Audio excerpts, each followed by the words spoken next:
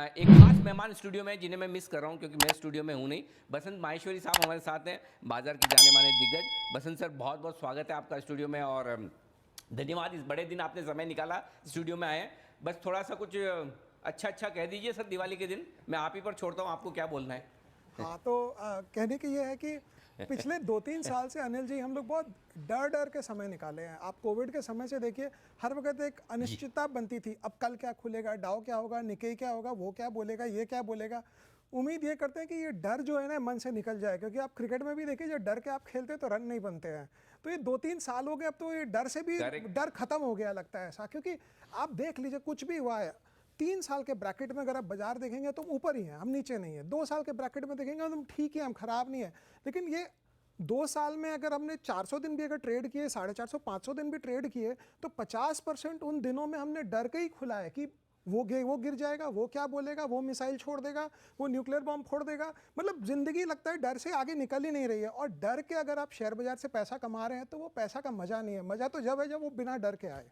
बसंत sir, बात stock picking की है। फाइनेंशियल सर्विसेज में तो ऑफ कोर्स आपकी भी अच्छी पकड़ है और हमारे इंटरव्यू में अनिल जी के साथ आपने कहा था कि ऑनलाइन ब्रोकिंग और मार्केट से जुड़े सेक्टर्स आपको पसंद आ रहे हैं। बट आपने रिसेंटली एक ट्विटर पर पोल किया था और फिर अपनी भी एडवाइस दी थी जो काफ़ी वायरल भी हुआ था कि कैसे स्टॉक पिकिंग के लिए एक बड़ा पोर्टफोलियो होना ज़रूरी नहीं है, कॉन्सेंट्रेटेड बेटर रहता है और उसमें फिर जो आपकी स्किल होती है पिकिंग की वो है। इसके बारे में थोड़ा समझाएं सर, क्योंकि काफ़ी सारे निवेशक जब नए स्टॉक्स खरीदते हैं तो ज़्यादा बड़ा नहीं हो बट ज़्यादा डाइवर्सिफाइड भी नहीं हो, कॉन्सेंट्रेटेड हो। मैं समझ गया आपकी बात। मैं वैसे एग्जांपल से समझाता हूँ। जो आम आप किसी भी पुराने निवेशक को मिलिए तो होता है, उसके पास सपोज 30 साल पहले के कुछ शेयर पड़े थे, जी 50 कंपनियां होगी। आप देखेंगे आज के दिन वो बोलेगा वो 30 लाख के हो गए, लेकिन उसमें 25 लाख तो रिलायंस और टाटा मोटर ही है। राइट उसने क्योंकि वो सारे दिन देखा नहीं, उसने कॉन्सेंट्रेट अपने आप स्टॉक होता गया। अब आप कहेंगे कि अगर मैं कॉन्सेंट्रेट करूं तो अगर उड़ गया तो मैं सड़क पे आ जाऊंगा। जी लेकिन अगर मैं आपको बोलूं आप कॉन्सेंट्रेट करिए और एक बैंकिंग स्टॉक लीजिए, आप कभी भी मुझे यस बैंक और डीसीबी नहीं बोलेंगे, बिल्कुल आप आईडीएफसी बैंक भी नहीं बोलेंगे। मैं नहीं कह रहा हूं आईडीएफसी अच्छा है कि खराब है। आपको कॉन्सेंट्रेशन जब गले पे तलवार लगती है तो आप कोटक और आईसीआईसी और एक्सिस के आगे आप जाएंगे ही नहीं। तो एब्सोल्युटली कॉन्सेंट्रेशन में अपने आप, जैसे हम लोग प्रोबेबिलिटी गेम थ्योरी में बोलते हैं कि हम नेगेटिव आउटकम्स को साइड कर देते हैं, जी अपने आप वो होता है। और जिसका भी पैसा बड़ा बना है इस दुनिया में, दुनिया की बात कर रहा हूँ, आज के दिन भी वॉरेन बफेट का 40% एप्पल में है। तो हमारा पैसा तो वॉरेन बफेट जितना है नहीं, लेकिन पैसा अगर बनाना है, दो चीज़ें हैं। अगर आपको इनकम करनी है कि आपको शिमला के बजाय दुबई घूमने जाना है तो आप 50 कंपनियां 100 कंपनियां ले लीजिए।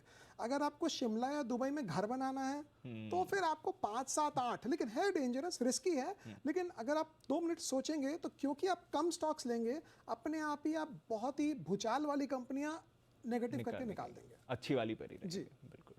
बसंत सर, कंजम्पशन के तो काफ़ी नाम आ रहे हैं। जो बात चल रही है कि 3 साल बाद फुल दिवाली है, लोग खुल के एक्सपेंडिचर कर रहे हैं, खर्चा कर रहे हैं, एक बेस इफेक्ट भी यहाँ पर बन जाता है। अगली दिवाली जब बात कर रहे होंगे तब भी ऐसा ही माहौल रहेगा जहाँ तक कंजम्पशन का सवाल है, डिस्क्रेशनरी हो, ऑटोज हो, रियल एस्टेट हो।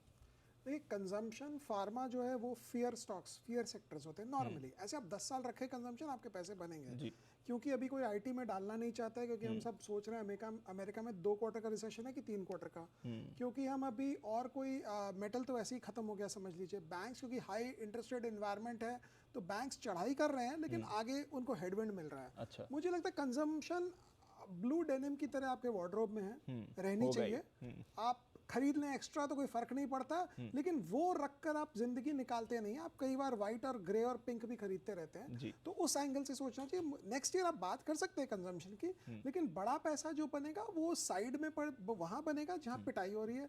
आपको ये सोचना है कि हम नेक्स्ट ईयर इन्फ्लेशन की बात करेंगे, क्या हम रशिया यूक्रेन कर सकते हैं, क्या हम नेक्स्ट ईयर ये बात करेंगे कि यूएस में रिसेशन आएगा कि नहीं आएगा। ऋषि सुनाक से आने से कुछ मुझे लगता है फिर भी फर्क पड़ेगा। तो इस एंगल से सोचकर नेक्स्ट ईयर हम जो बात करेंगे वो स्टॉक्स आप अभी लें, क्योंकि अभी क्लैरिटी नहीं है। और जब क्लैरिटी आएगी तो भाव तो क्लैरिटी के चुकाने पड़ेंगे। क्या बात करेंगे नेक्स्ट ईयर सर? मुझे लगता है नेक्स्ट ईयर वापस हम IT, banking and may be जो डोमेस्टिक फेसिंग कंपनीज और जहां गवर्नमेंट पैसा खर्चा करे, बिकॉज 2024 में इलेक्शन है इंडिया में और इलेक्शन के पहले हमको पीएसयू बैंक्स में थोड़ी प्रॉब्लम होती है बिकॉज लोन माफ और ये सब चलता है, बट डोमेस्टिक कंजम्पशन, किसी ने शायद सीमेंट बोला आपके यहाँ पे चैनल में मैंने सुना, तो मुझे ये सब टाइप के स्टॉक्स लग रहे हैं कि ज़्यादा अच्छा रहेगा नेक्स्ट ईयर के हिसाब से, जो अभी एकदम कंप्लीटली आउट ऑफ फेवर और बीटन डाउन है। तो banks, IT, cement, banks, IT और सीमेंट, तो ये मुझे तीन लगता है ये sector। तीन नेक्स्ट ईयर हम बात करेंगे। और कंज्यूमर तो बात करेंगे, वो तो लेकिन करेंगे, इतनी हलचल नहीं होगी, इतना एक्साइटमेंट नहीं होगा जो मुझे लगता है। बट ज़्यादा अच्छे रिटर्न या अच्छे मौके यहाँ बन सकते हैं। तो चलिए 3 थीम्स भी आपके लिए आइडेंटिफाई कर दिए बसंत सर ने। बैंक्स पर रखिए नज़र, आईटी पर रखिए नज़र और सीमेंट, यहाँ पर आपको करना है फोकस।